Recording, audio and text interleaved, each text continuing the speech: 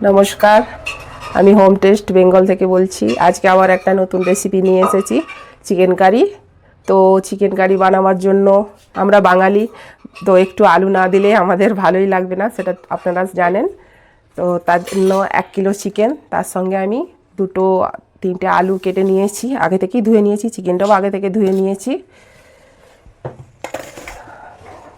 তার সঙ্গে নিয়েছি সানরাইজের গরম মশলা আর সানরাইজের চিকেন মশলা, আর নিয়েছি রসুন পেস্ট, আগে থেকে সিলের করে নিয়েছি, আদা পেস্ট, 2টো টমেটো কুচি, আর স্বাদ মতো পেঁয়াজ কুচি, আর একটু ধনেপাতা নিয়েছি, আর গোটা গরম মশলা আর তেজপাতা, শুকনো লঙ্কা নিয়েছি ফোড়নের জন্য। তো আমি কিভাবে চিকেন কারি বানাচ্ছি আপনারা দেখতে থাকুন। আর আমি পুরোটা সর্ষের তেলেই করব, তার জন্য কড়াই তেল দিয়ে দিলাম।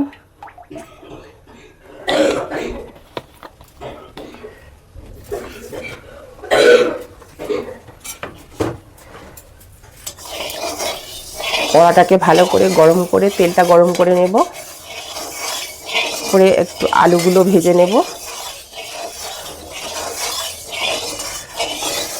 গরম হয়ে গেছে, এবার আমি আলুগুলো ভেজে নেব।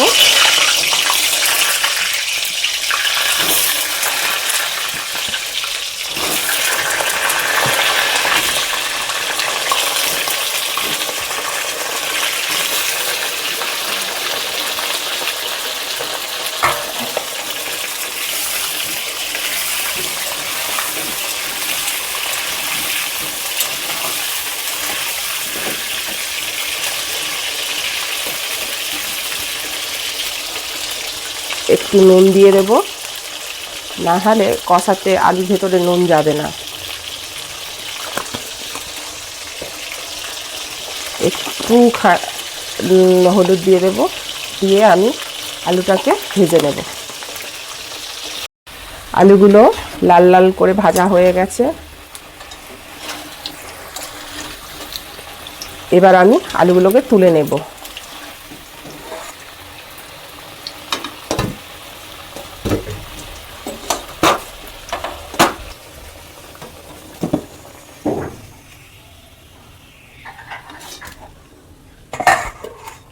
ওই তেলেতেই আমি তেজপাতা, শুকনো লঙ্কা, এলাচ, লবঙ্গ আর দালচিনি দিয়ে দিলাম।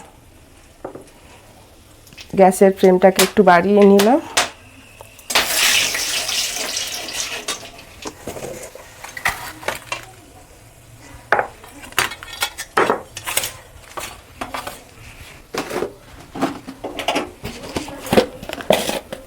স্বাদ বাড়াবার জন্যে একটু চিনি দিয়ে দিলাম। পেঁয়াজ দিয়ে দিলাম।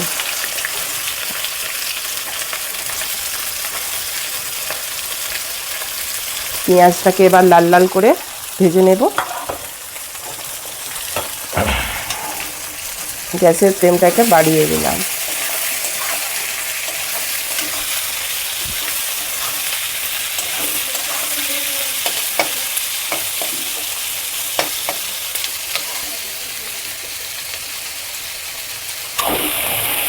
আমি পেঁয়াজটাকে লাল লাল করে ভেজে নিচ্ছি, ভাজার পরে আবার আসছি।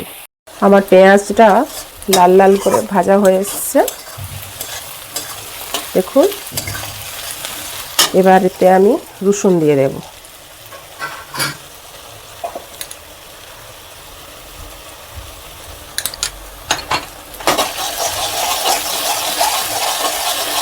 রসুনটাকেও আমি লাল লাল করে ভেজে নেব।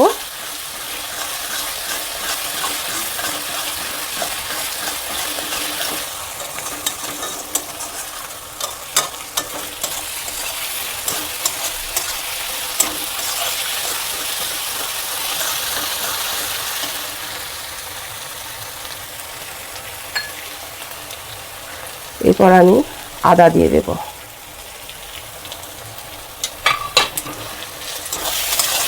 রসুন আদাটাকে আমি ভালো করে এখন কষিয়াবো।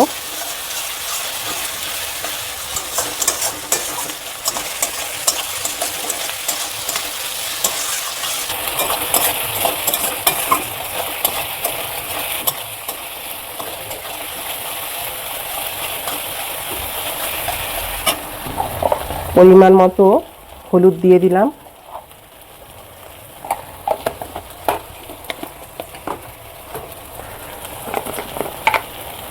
আমি আমার পরিমাণ মতো আমি লঙ্কা গুঁড়োটাও দিচ্ছি, আপনারা আপনাদের পরিমাণ মতো দেবেন। ওর সঙ্গে আমি কাশ্মীরি মির্চ অল্প দিলাম,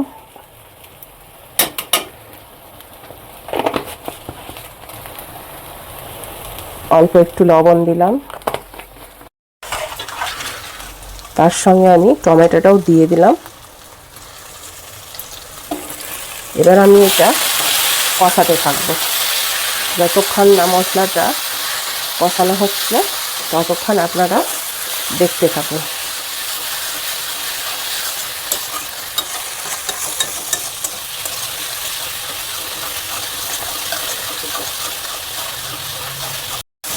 এটা আমার কষানো প্রায় হয়েই এসছে। আমি সানরাইজের চিকেন মশলাটা দিয়ে দিলাম।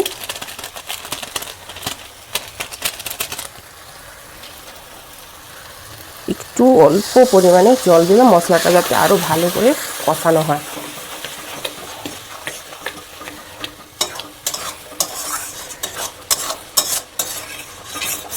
মশলাটা যতক্ষণ না তেল ছাড়ছে ততক্ষণ পর্যন্ত মশলাটা আমি কষাতে থাকবো।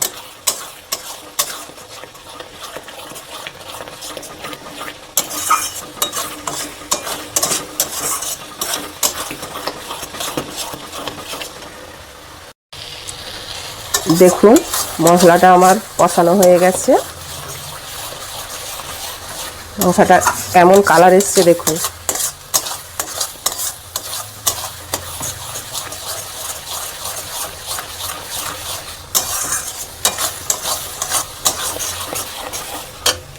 এবার আমি আগে থেকেই ধুয়ে রেখেছিলাম মাংসগুলো, এবার আমি দিয়ে দিলাম।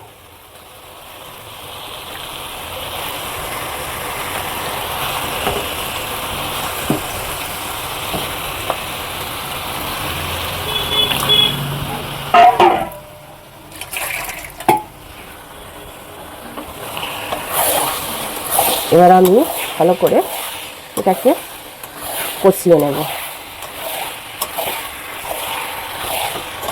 যতক্ষণ পর্যন্ত কষাবো ও যতক্ষণ পর্যন্ত ওর তেল না ছাড়ে।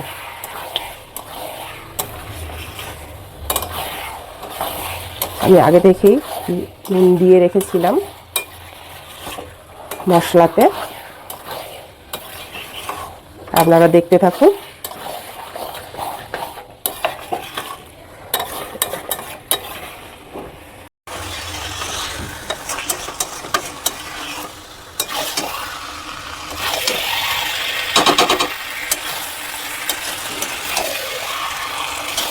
কষতে কষতে এটা আমি একটু চাপা রেখে দেবো, দিয়ে গ্যাসের ফ্লেমটাকে একটু কমিয়ে দেব যতক্ষণ না জলটা ছেড়ে আসছে।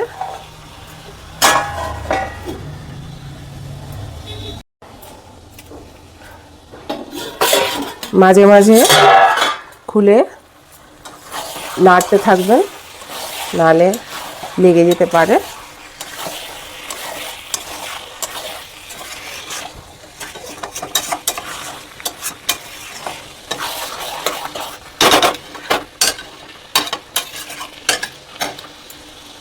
আবার আমি চাপা দিয়ে দিলাম, আবার আমি এটা খুলে একটু নেড়ে দেব।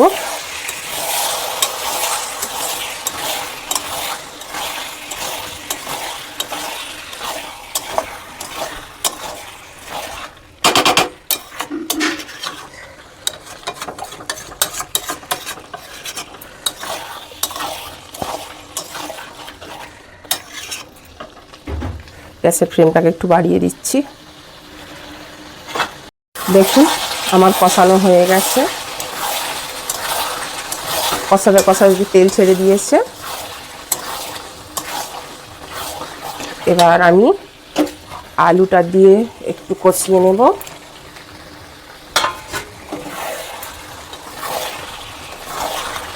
কারণ আলুটা দিয়ে না কষালে ওতে মশলা আসবে না ভেতরে, সেই জন্য আলু দিয়ে একটু কষিয়ে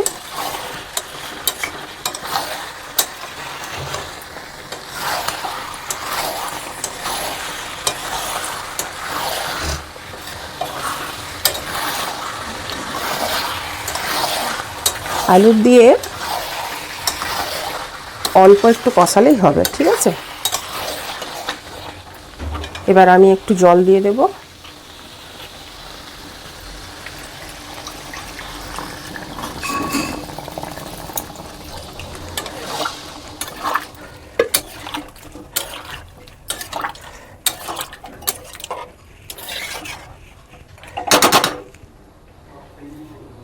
দিয়ে এবার আমি চাপা দিয়ে দেব।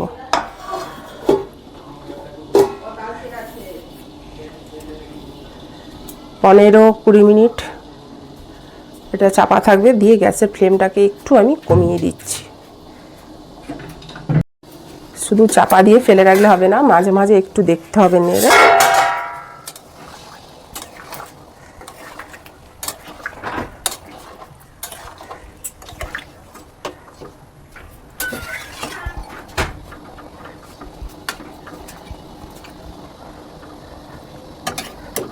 আবার আমি দেখে চাপা দিয়ে দিলাম।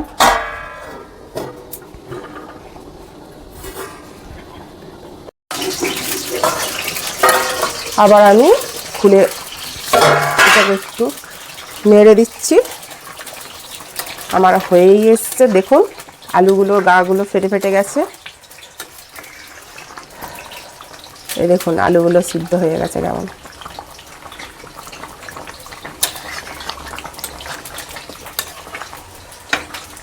বন্ধুরা, আমার চিকেন হচ্ছে আমি কারি করব বলে ঠিক করেছিলাম, কিন্তু বাড়ির লোক সব বলছে চিকেনের ঝোল খাবে, তো আমি বাড়ির লোকের জন্য চিকেনের ঝোলই করলাম।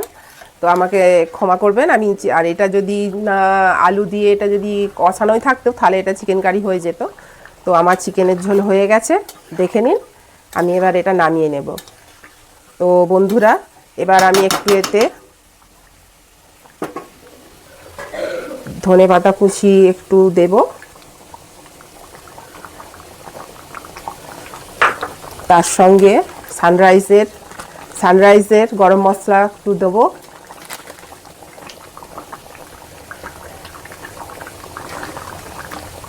এবার একটু আমি নেড়ে নেব।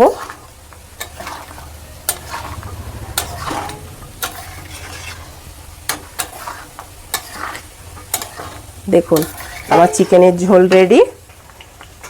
তো আমি এবার গ্যাসটা বন্ধ করলাম। এটা আমি এবার নামিয়ে নেব।